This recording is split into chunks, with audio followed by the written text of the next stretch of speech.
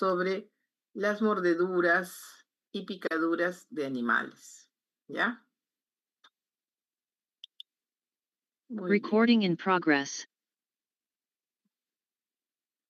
Vamos a cerrar esto. Ya.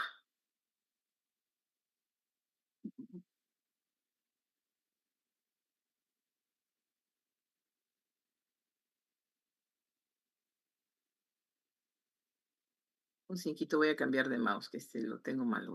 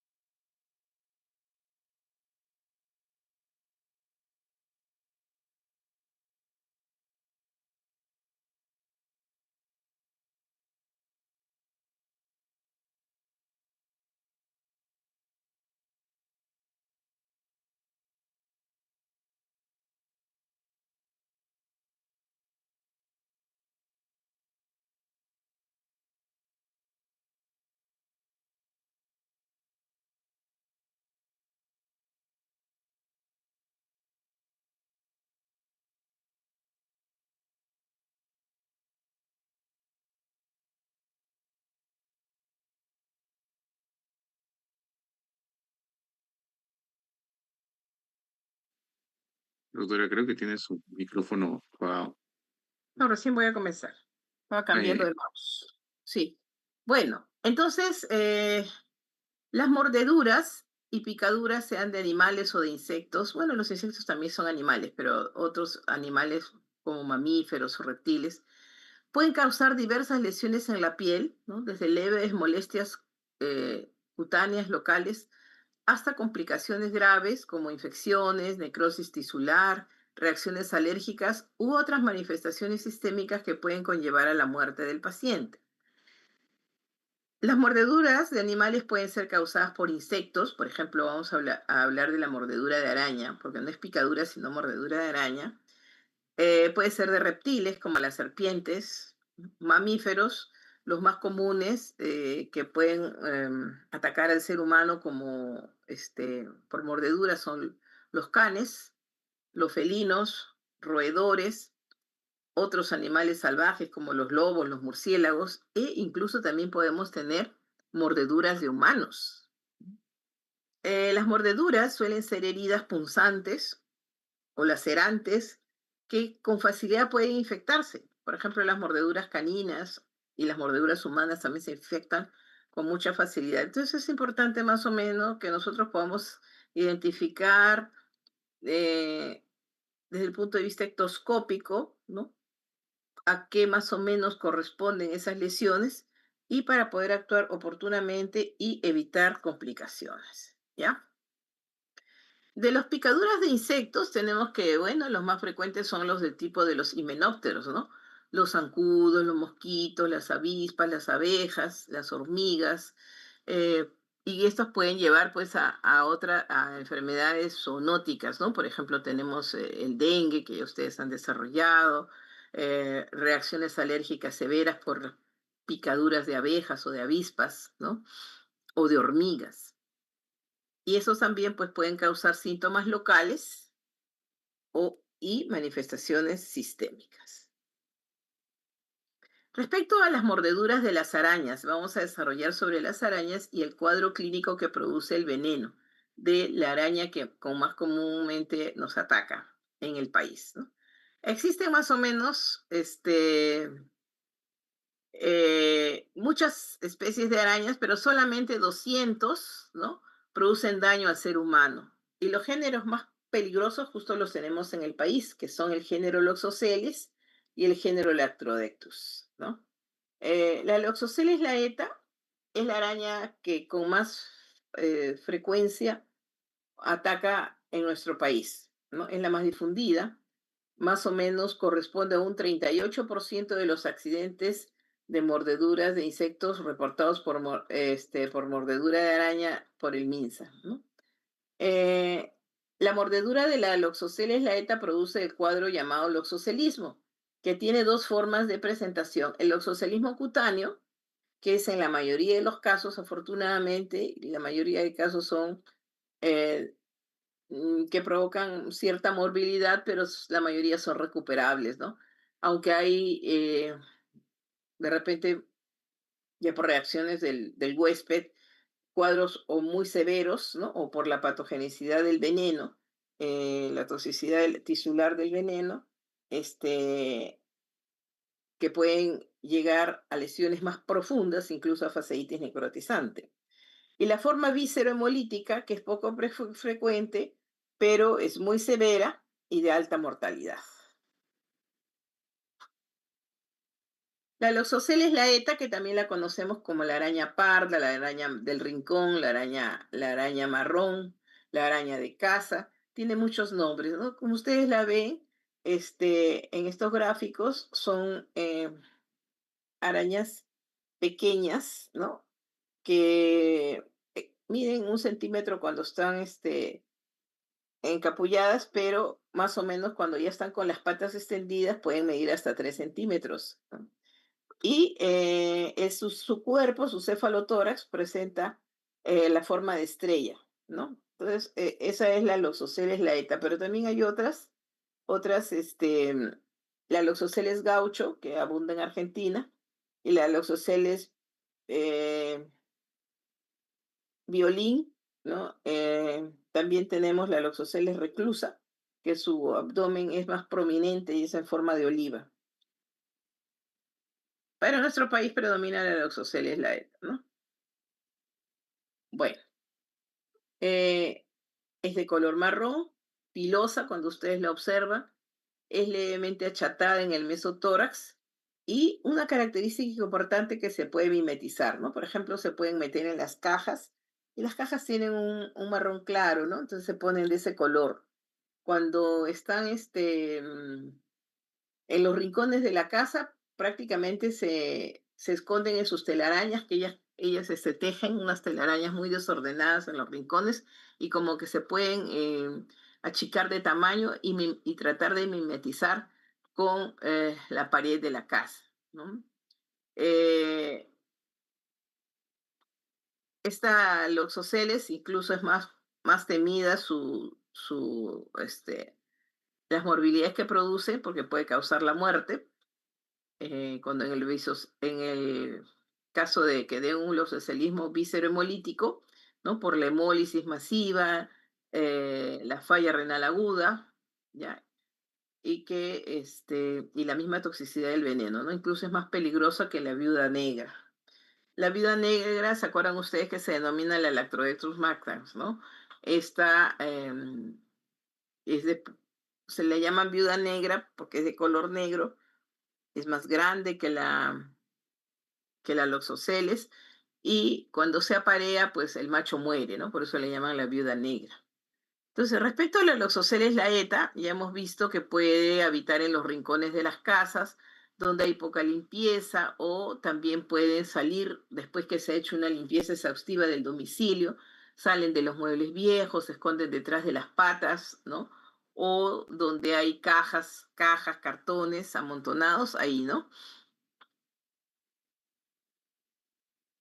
La acción del veneno es lo que provoca la toxicidad de la araña, ¿no? Entonces, el veneno es potencialmente mortal dependiendo de la relación del inóculo, ¿no? Versus la masa del individuo. Su producto que está contenido dentro del veneno más peligroso es una fosfolipasa, que es la esfingomielinasa D, que tiene alto poder de penetración tisular local, ¿no? Si bien es cierto que, como dice, depende del inóculo versus de las masas del huésped, por eso es más afectados son los niños, pero también la acción del veneno puede ser mortal en adultos, ¿no? La acción básicamente es proteolítica, ¿no? Provoca necrosis de los tejidos y es bastante potente. Eh, Entonces es dermonecrótico y viscerotóxico, ¿no? Y dentro de la viscerotoxicidad que provoca hemólisis masiva de glóbulos rojos, ¿no? Puede provocar una vasculitis, síndrome vasculítico generalizado, tiene acción coagulante, ¿no? Puede desencadenar coagulación intravascular diseminada, puede también provocar falla renal aguda.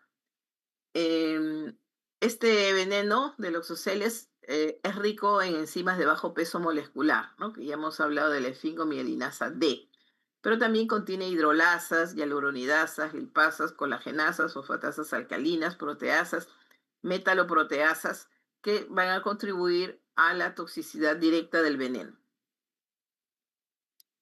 La esfingomielinasa D, a quien se le atribuye la mayor parte de los efectos tóxicos, interactúa con las membranas celulares, ¿no? Activando el sistema de complemento y provoca pues gran atrapamiento, migración de neutrófilos, ¿no? Y agregación plaquetaria. Localmente se va a producir una reacción antiinflamatoria severa con liberación de citoquinas, con expresión de selectinas, activación del complemento, ¿no? Y como ya les he dicho, pues trae bastante migración, atrapa a los neutrófilos, ¿no? Entonces todo este acúmulo de celularidad produce zonas de isquemia, hemorragias, ¿no? Que nosotros vamos a ver que las lesiones cutáneas se traducen con así, ¿no? Eritematoviolaceas, ¿ya? Y conforme pasan las horas aparece la necrosis. Entonces, esas lesiones generalmente son de color marmóreo, ¿no? Como ven acá ustedes, vemos la evolución. Con el puntero estoy señalando la lesión inicial, ¿no? Es un color eritematoviolaceo. Aquí va a dar lugar, como se están necrosando los tejidos, o sea, acá se ha mordido la araña y ha depositado y comienza el inóculo formando una flictena, ¿no? Esa flictena luego, depende de la cantidad de inóculo, se va a profundizar en los tejidos, ¿no? Provocando necrosis tisular, licuefacción de los tejidos, ¿no? Y por la reacción inflamatoria, no puede después dar lugar con la evolución. Ustedes ven acá una serie de flictenas, ¿no? Y esta lesión de repente fue inicialmente una flictena más grande, puede tener contenido hemorrágico y luego pues que se desprende esta capas superficiales de tejidos necrotizados, pues dan lugar a lesiones pues de diferente grado de profundidad, ¿no? Bueno, entonces el signo evolutivo, pues al inicio es una lesión dérmica edematosa de color rojo, blanco, violáceo.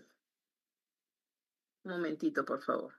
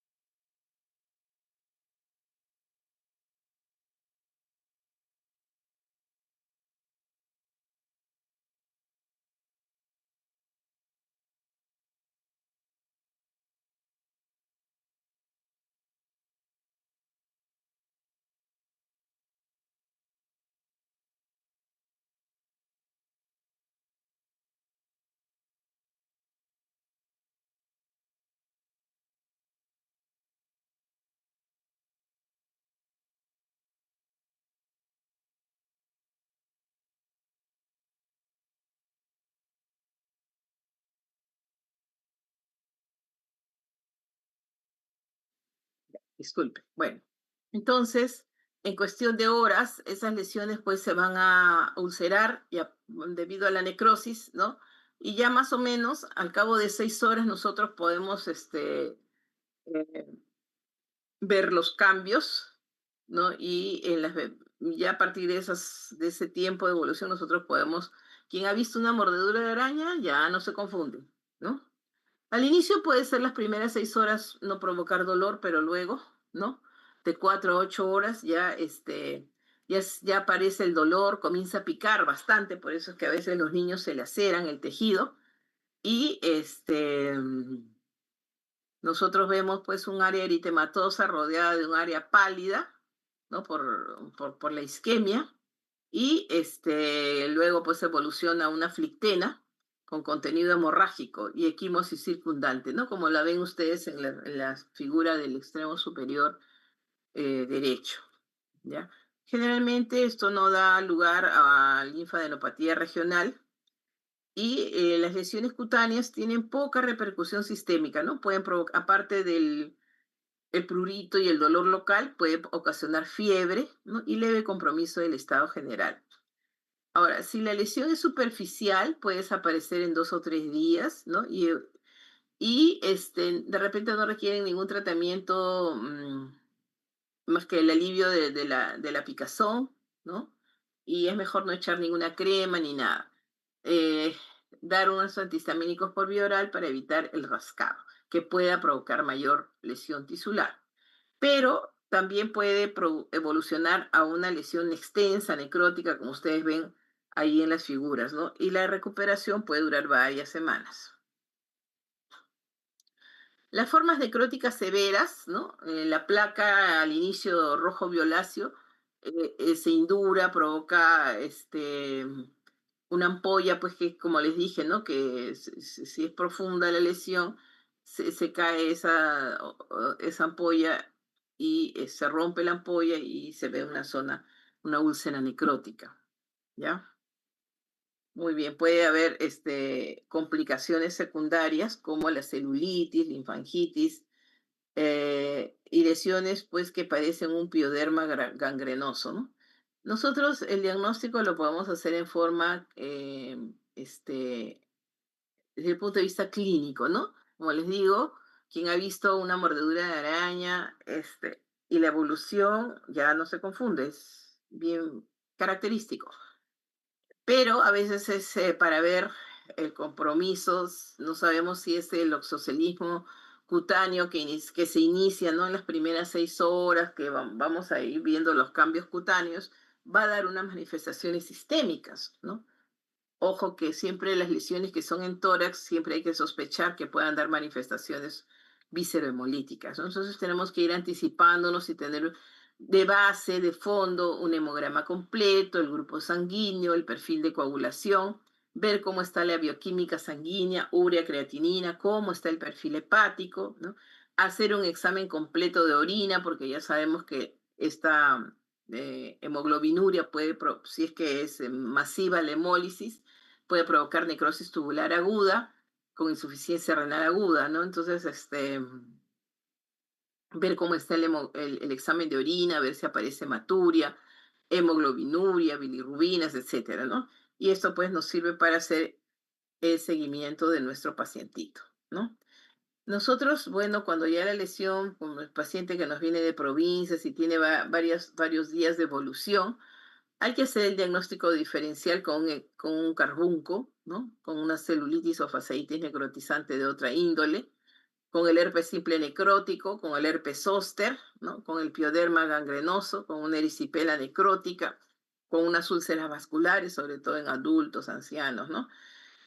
O con picaduras o mordeduras de otros artrópodos que también pueden provocar eritema y necrosis, ¿no?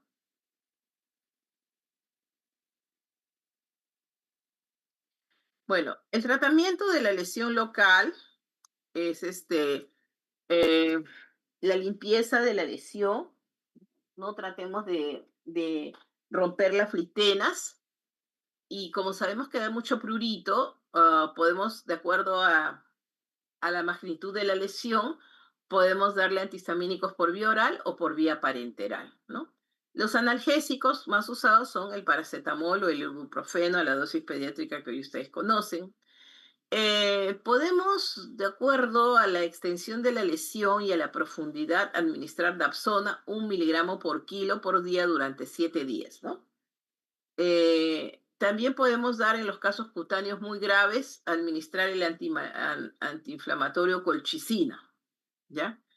Pero estos son pues ya que requieren manejo especializado. El uso de corticoides es discutible, ¿no? Si las lesiones son pequeñas, no necesita ningún antiinflamatorio, pero si las lesiones son mayores, profundas, algunos utilizan los corticoides, ¿no?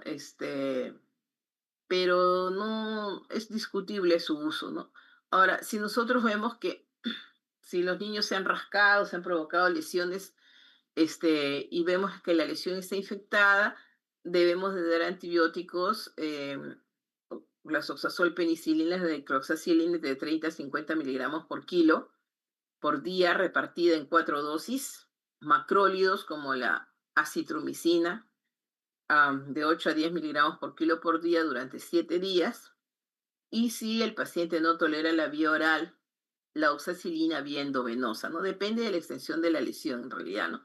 Si tenemos una infección, localizada, no es necesario el tratamiento endovenoso, solo por vía oral, ¿no? Nosotros vemos que a veces esas lesiones necróticas se infectan.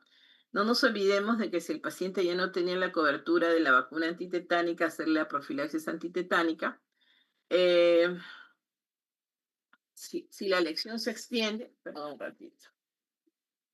un ratito, por favor. Sí, dime, Viti. Dime, Vitia. ¿Me estás llamando?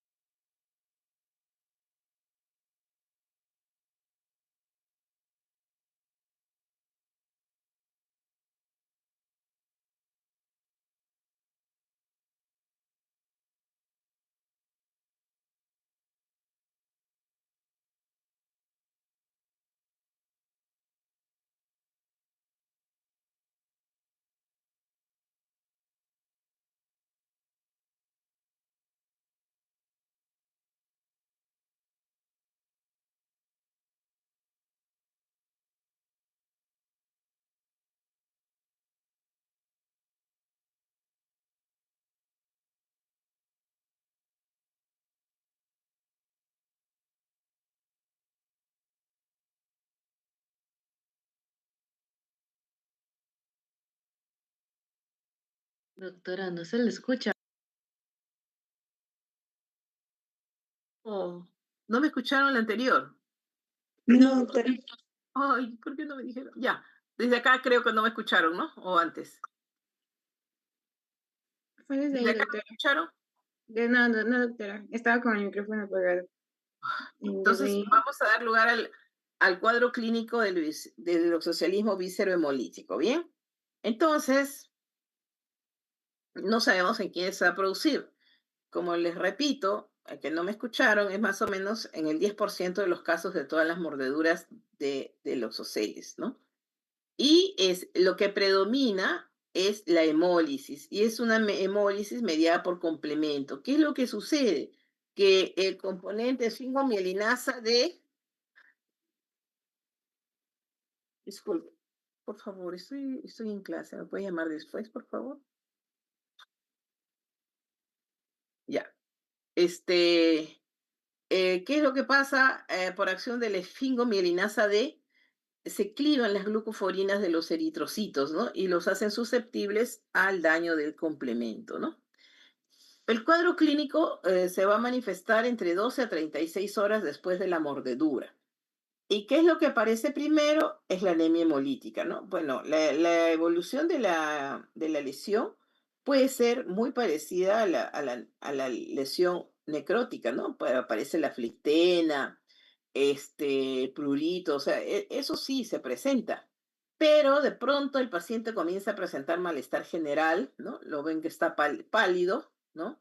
Y en pocas horas, pues, se evidencia la ictericia, porque hay una anemia hemolítica que puede ser masiva, puede dar la destrucción de la hemoglobina por hemoglobinuria, puede haber taponamiento renal agudo, ¿no? Con necrosis tubular aguda, y también puede provocar coagulación intravascular diseminada y falla multiorgánica, ¿no? Estos pacientes, la mortalidad puede variar entre 15 al 25%, ¿no? De los pacientes afectados. Ya. Como les repito, la lesión cutánea es muy similar, ¿no? No sabemos, pues, si la mordedura va a desencadenar en el paciente solo el cuadro cutáneo o en un curso de horas va a dar la respuesta viscerohemolítica, ¿no? Pero con el paso de las horas, pues ya va a aparecer la anemia hemolítica, hematuria, fiebre, postración del estado general, ¿ya? Y esto ya lo hemos explicado. A diferencia del cuadro anterior, donde el hemograma prácticamente no tiene mayor alteración, aquí sí va a aparecer el hemograma. Por eso les dije, ¿no? Ni bien llega el paciente, tenemos que tener un hemograma basal, cosa que si el paciente lo vemos que se deteriora, vemos cómo va en la evolución, puede variar, si el recuento leucocitario era normal, pasa a una leucocitosis, ¿no? Si el recuento de plaquetas era normal, puede haber trombocitopenia, ¿no? La función renal de lo que estaba normal, entonces puede ya ir comprometiéndose, habiendo retención nitrogenada, hipercalemia, ¿no? En Cayetano se hizo un estudio local sobre 89 casos de niños que habían sido hospitalizados por bloxoscelismo viscerohemolítico, ¿no? La mayoría presentó fiebre, náuseas, vómitos en las primeras 24 horas, ¿no? Y como les dije al inicio, las mordeduras de araña en el tórax son las que suelen asociarse con el oxocelismo viscerohemolítico, ¿no? Aquí sí el manejo tiene que ser muy intensivo, ¿no? Porque nosotros tenemos que anticiparnos a que aparezca la falla renal. Primero, tratar de neutralizar el veneno, ¿no? Entonces, la administración del antídoto, ¿ya? Es muy importante, el suero antiloxoceles. Aquí ¿se acuerdan que la lesión cutánea era nada más que el suero antiloxoceles intralesional 0.2? No, acá se le pone la ampolla completa y por vía endovenosa, ¿ya? Bueno, tenemos que hacer una hidratación intensiva, ¿no? Damos de 3.000 a 3.500 por metro cuadrado. Tenemos que hacer las correcciones hidroelectrolíticas de acuerdo a y metabólicas de acuerdo a los trastornos que se presenten, ¿no? Va a presentarse hipercalemia, ¿ya? Puede también provocar hipomagnesemia. Tenemos que darle soporte hemodinámico que requiere el paciente y transfusional, ¿no? Porque el paciente puede entrar en coma y hacer una falla multiorgánica y entrar en coma y estar al borde de la muerte. Entonces, el paciente debe ser manejado en servicio de cuidados intensivos para darle un adecuado soporte hemodinámico, ¿no? Y transfusional. De repente va a requerir terapia de reemplazo dialítico de inicio precoz, ¿no? Aquí sí está justificado el uso de corticoides intravenosos. Corticoide, podemos usar la metilprednisolona de 1 a 2 miligramos por kilo por dosis. La hidrocortisona 5 miligramos por kilo por dosis cada 6 horas, ¿no? Tenemos que usar antihistamínicos porque si el cuadro, pues la lesión local es muy pruriginosa y antihistamínicos vía endovenosa como la clorfenamina 0.2 miligramos por kilo por día y el uso de antibióticos, evitando los antibióticos nefrotóxicos, ¿no? Podemos administrar, por ejemplo, cefalosporinas de tercera generación o oxazolpenicilinas, pero por vía parenteral. Muy bien. ¿Hasta aquí alguna pregunta sobre los oxoceles? Y el oxocelismo cutáneo. Bueno, vamos a pasar ya a la mordedura canina, que es dentro de las mordeduras que nos toca desarrollar, ¿no? Generalmente los niños están afectados por sus propias mascotas, ¿no? Son accidentes frecuentes intradomiciliarios, ¿ya? Pero también pueden producirse cuando el niño sale a montar bicicleta, sale a patinar. Entonces, los perros, pues, los ruidos, ustedes saben que ellos tienen un oído más fino que nosotros, los ruidos que hace el patinete, el skateboard, todo eso les, les molesta a los perros y también que los niños tienen esa propensión a hostilizar a los animales, ¿no? Le jalan la cola, entonces a veces reaccionan mal, sobre todo los niños pequeñitos, ¿no? Y sobre todo si tienen razas que son potencialmente agresivas, como los pitbull, los rottweiler, ¿no? Pues estas mordeduras caninas pueden ser incluso causa de muerte cuando las lesiones traumáticas son severas, ¿no? Hace poco nomás yo vi un señor ya mayor, como de 60 años, que lo habían mordido, lo habían atacado tres pitbulls, ¿no? Y le habían dejado sin los dos brazos y casi le amputan una pierna. Y tenía lesiones en el cuerpo, ¿no? Porque son muy agresivos algunas razas, ¿no? Es que siempre tienen que salir con bozal, pero a veces los dueños no se, no cumplen, pues, ¿no? Porque estos animales pueden ser muy nobles dentro de su casa. Yo tenía una perra Rottweiler, nunca atacó a nadie porque nosotros la tratábamos con cariño, pero también yo he visto a personas que los inducen a ser agresivos, aparte que genéticamente son razas agresivos, ¿no? Que los incentivan a atacar. Es más, cuando a mi perrita, mi hijo era pequeño, pues cuando yo tenía esta perra, le decía ataca, y ellos son muy inteligentes, ponía su cara de alerta y se iban contra la persona, ¿no? Bueno, yo, bueno, pues, muchas veces tuve, por ejemplo, cuando venían a dejarme el gas o cuando venían personas que no eran de la familia, porque siempre estas razas, los domadores de perros, los entrenadores, dicen que desde pequeñitos hay que presentárselo a todos los miembros de la familia y eso es lo que yo hice, presenté a toda mi familia y ella nunca atacó a nadie de la familia, ¿no? Sí era muy juguetona y bueno, era muy reservada cuando tenía que atacar, nunca atacó a nadie, pero cuando tenía que estar en alerta, mejor dicho, siempre tomaba sus precauciones, ¿no? Y obviamente la gente que tiene miedo dice que libera adrenalina y ese olor hace que los perros ataquen, ¿no? Entonces cuando yo veía personas muy nerviosas, la verdad es que tenía que encerrar a mi perra porque, si ella se ponía así con ganas de atacar. Bueno. Entonces, las mordeduras de perro, pues, pueden ser eventos muy traumáticos y peligrosos, ¿no? Tienen alta posibilidad de infección porque las glándulas salivales, pues, em, tienen una flora polimicrobiana, aerobia y anaerobia, ¿no? Ahora, si la herida no es tratada adecuadamente, pues, puede provocar infecciones serias. ¿Qué aerobios tienen no? Pasteurella multocida, que es la más frecuente. Estafilococo aureus. Toma de una vez, no me interrumpas, ¿sí? Em,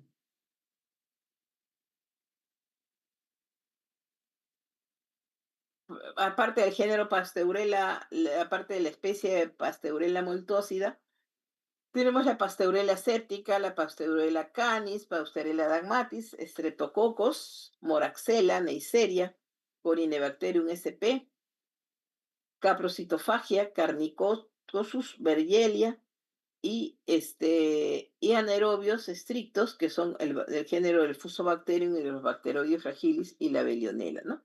Entonces, ¿esto para qué? Tenemos que saber para poder administrar la terapia antibiótica adecuada, ¿no?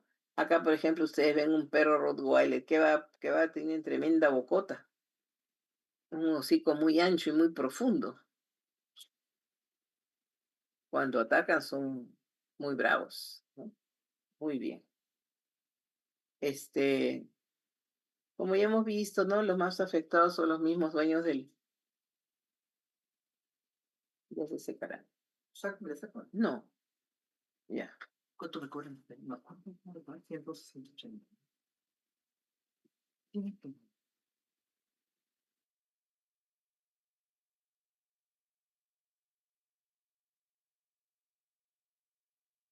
Ya, hemos hablado de esto. La edad más frecuente es en los preescolares y los escolares, ¿no? Y puede haber un síndrome postraumático. Yo tengo un compañero de trabajo, un médico, un colega, que él no puede montar bicicleta porque dice que cuando era niño lo atacaron dos perros, uno en cada pierna. Le dejaron sus cicatrices feas.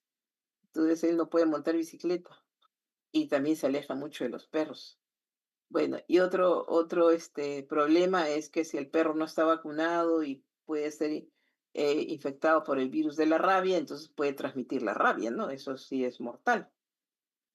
Bueno, entonces el manejo inicial de la mordedura canina, tenemos que evaluar cómo está la lesión que ha producido, ¿no?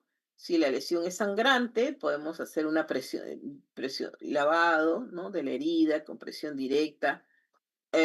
Hay que ver, pues, el manejo entre las mordeduras en cara, en cuero cabelludo es diferente y de un perro que no se conoce, de un perro desconocido y que se desconoce su estado de vacunación. El manejo es muy diferente, pues, si la mordedura es simple en las extremidades inferiores, ¿no? Entonces, pero también tenemos que valorar cómo están las heridas que pueden comprometer órganos vitales, ¿no? En niños sí, yo he visto pues hasta el traumatismo abdominal severo, con hemoperitoneo, ¿no? Ataques muy, muy, muy bravos de perros pitbull he visto yo cuando trabajaba en emergencia pediátrica. Bueno, hay que en la anamnesis tenemos que ver, ¿no? Si el animal es conocido o no, cuál es su estado de vacunación, si el paciente tiene vacunación antitetánica. Una vez que llega a emergencia, ya sabemos, ¿no? La hemostasia, la limpieza de la herida. La herida se tiene que hacer irrigar con solución salina al 9 por mil, ¿no? Eh, Hay que tratar de limpiarlo porque a veces, ¿qué hacen los perros? Los tiran al piso, ¿no? O la persona se cae y depende de dónde está, pues, ¿no? A veces se caen en la tierra, se caen en el campo de fútbol, en el parque. Entonces son heridas potencialmente sucias, ¿no? Y potencialmente sépticas. Entonces, a veces no llegan tampoco las primeras horas, ¿no? Incluso acá en Lima, no, no crean, hemos visto niños que tratan de ocultar a sus padres que los mordió un perro, no, no, ni se los tratan, ¿no? Y después vemos que ese tejido se infecta con mucha facilidad. Hay que inspeccionar la profundidad de la herida, remover los cuerpos extraños, ¿no? Evitar lesionar el tejido sano, ¿no? Y bueno, el lavado, pues más o menos se tiene que irrigar unos 15 minutos. Em, Ahora, vemos cómo va la evolución, ¿no? Si el paciente ya viene varias horas después, si hay signos de infección local, si hay fiebre, ¿no? Si la herida, la de la mordedura, se volvió eritematosa, tiene mucho dolor o ya comienza a aparecer secreción purulenta. Incluso algunos vienen ya 2, 3 días después y obviamente hay celulitis, hay linfangitis. Entonces hay que hacer la evaluación inicial de cómo llega el paciente, ¿no? Entonces, en esos casos se presentan pues cuando el paciente viene en las primeras 6 horas o después, ¿no? Entonces podemos hacer el cierre primario de la herida, a quienes se les cierra luego de una higiene adecuada, aquellas heridas que clínicamente no están infectadas, ¿no? Y hay que tener mucho cuidado con la sutura, ¿no? Evitar las suturas muy profundas. Hay que hacer una vigilancia estrecha, iniciar la cobertura antibiótica, que hemos visto contra gérmenes aerobios y anaerobios, y algunas lesiones que vienen ya para que se les cierre por segunda intención, ¿no? Hemos visto pues niños lactantes, preescolares de 1 o 2 años, pues que el perro también ha sido muy, muy agresivo, ¿no? Entonces a veces presentan lesiones por aplastamiento, ya,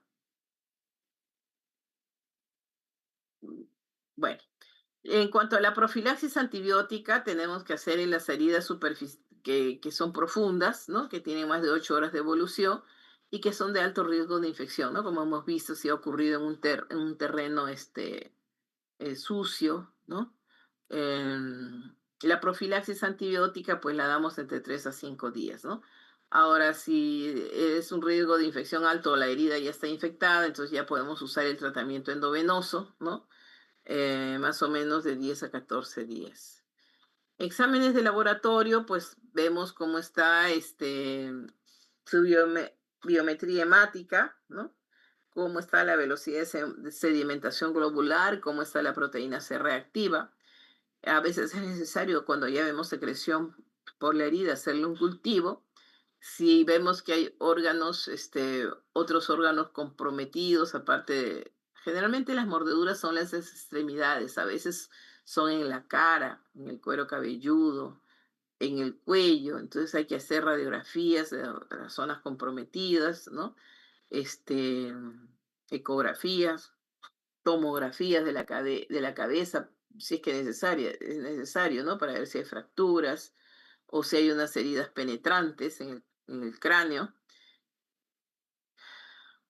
¿Y qué complicaciones sistémicas puede haber? Abscesos, celulitis, osteomielitis, artritis séptica, tendinitis, bacteriemia, meningitis, endocarditis, neumonía, peritonitis y obviamente el desorden por estrés postraumático, ¿no? Entonces, ¿cómo hacemos la profilaxis de la rabia? Con inmunoglobulina antirrábica. Entonces, nosotros en general ya debemos usar siempre el suero homólogo de origen humano para evitar pues las reacciones anafilácticas, ¿no? Entonces, por enfermedad del suero, entonces usamos el suero humano, inmunoglobulina humana a 20 unidades internacionales por kilo. Y en quienes se tiene que hacer la profilaxis de inmunoglobulina antirrábica, en aquellos que no se sabe pues su estado de vacunación, ¿no? En las mordeduras extensas, eh, y cuando hay alta sospecha de que el animal esté rabioso, ¿no? Obviamente, una vez que se pone el suero antirrábico, ya después que se inicia la vacunación antirrábica, ya no es prudente administrarla para evitar las reacciones anafilácticas, ¿no? Em,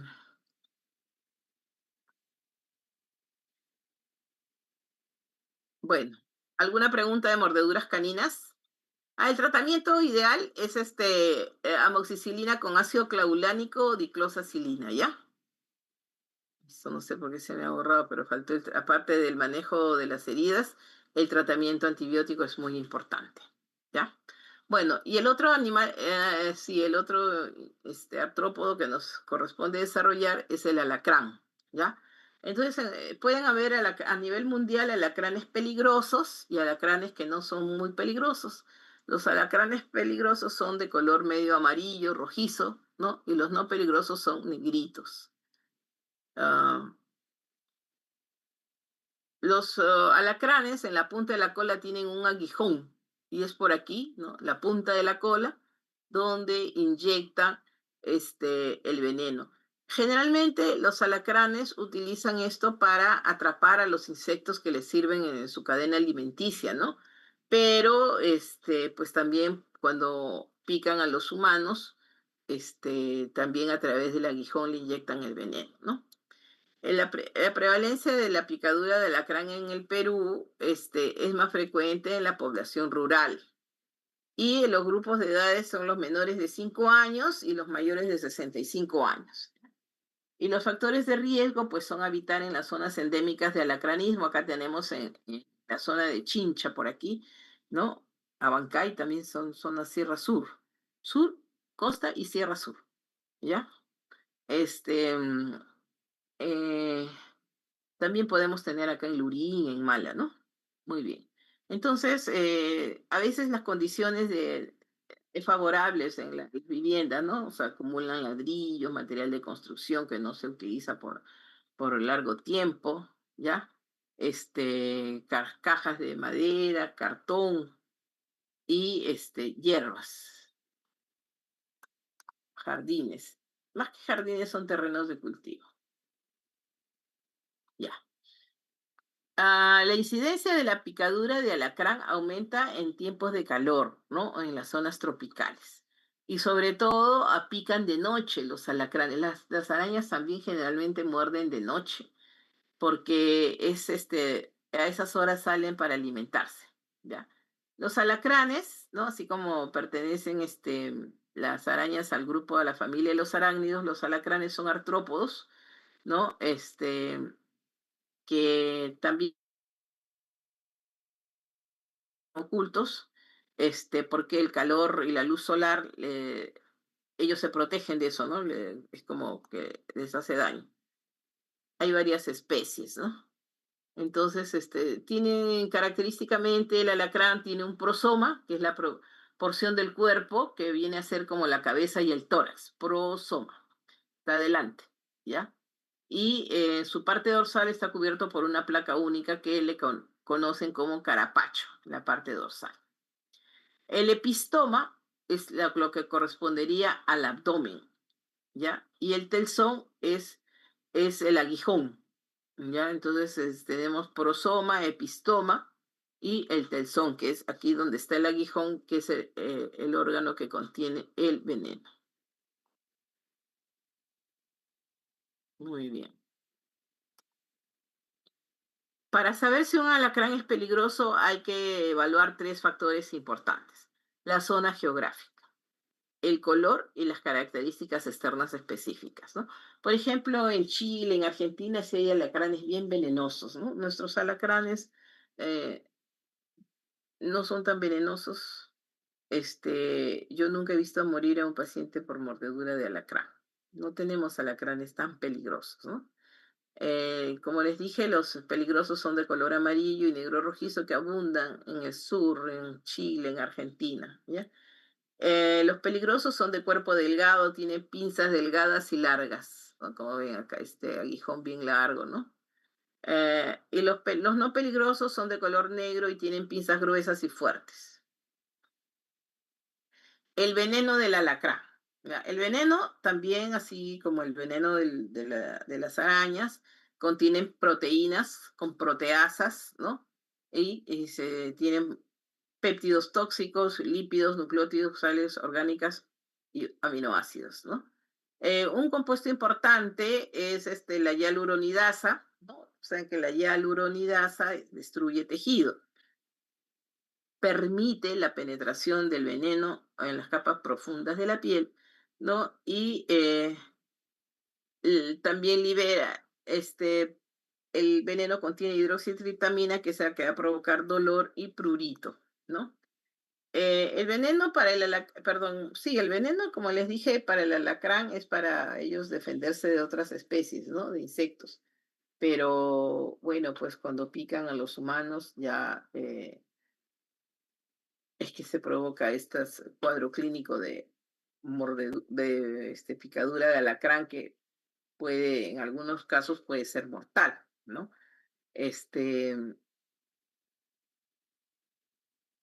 bueno. Los componentes que ya hemos hablado, la 5-hialuronidasa, que aumenta la permeabilidad capilar, la 5-hidroxitriptamina, que produce dolor y edema, las escorpaminas, ¿no? Que tienen afinidad por el sistema nervioso.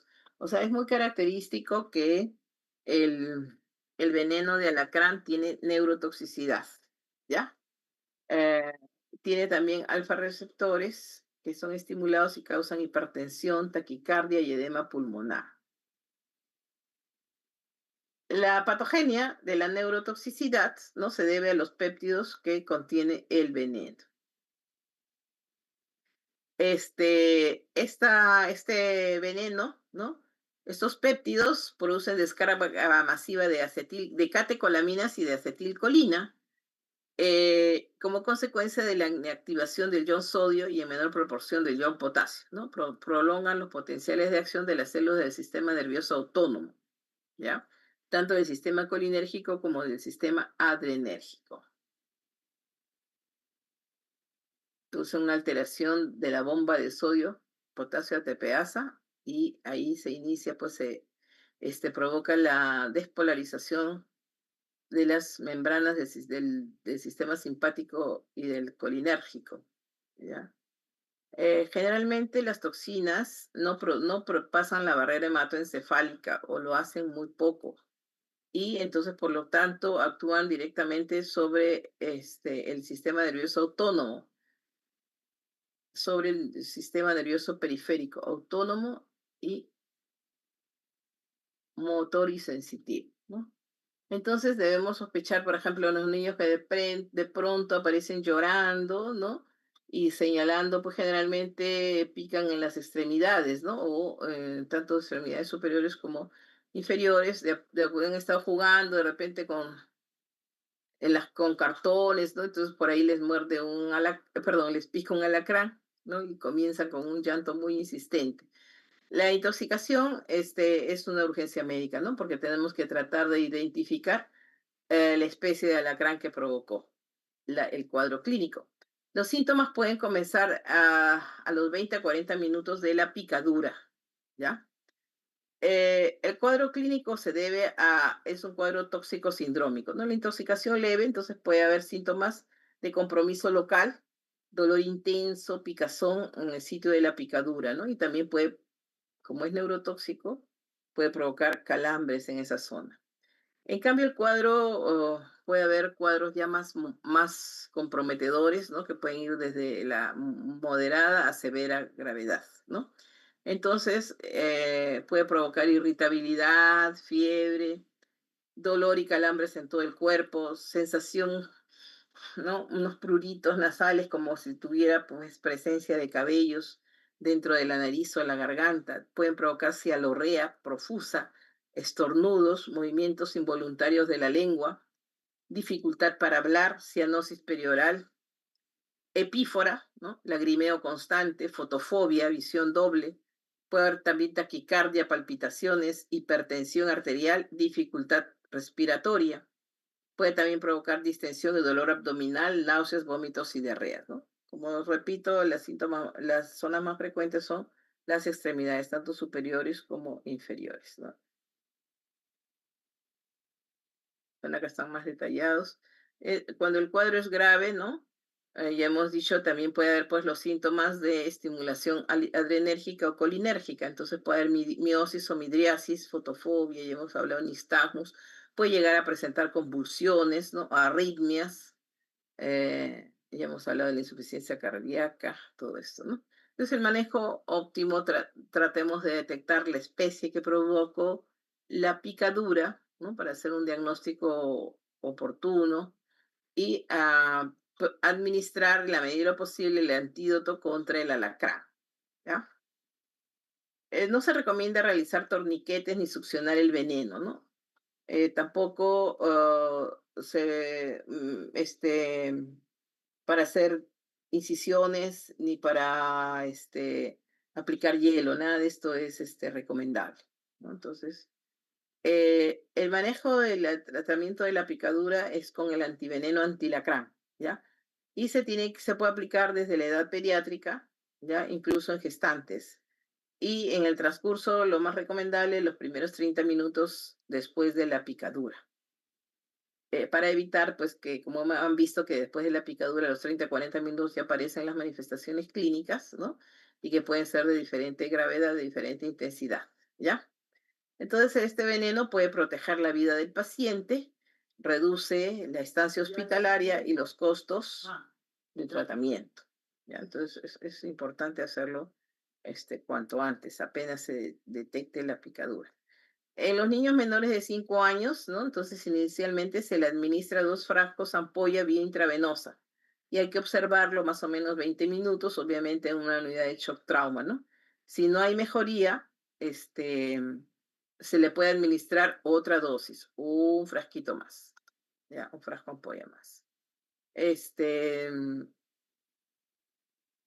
entonces, si nosotros vemos que tienen solamente estos síntomas, ya, en las primeras 2 horas, le ponemos un frasquito y así, ¿no? De alacramín, moderado va de 2 a 3 frascos, ¿no? Por ejemplo, el moderado de dolores parestesias en el hogar, rinorrea, cialorrea, estornudos, todo lo que hemos ido describiendo, ¿no? Y entonces aquí sí hay que ponerlo en NPO, observarlo cada 20 minutos durante 1 hora. Si el paciente tiene dificultad respiratoria, oxígeno suplementario y aquí 2 frascos, ¿no? Y en el severo de 2 a 3 frascos, ¿no? Muy bien, muchas gracias. Entonces, alacramín, no se olviden, ¿ya? ¿Alguna pregunta? ¿Todo claro? Sí, doctora, todo claro.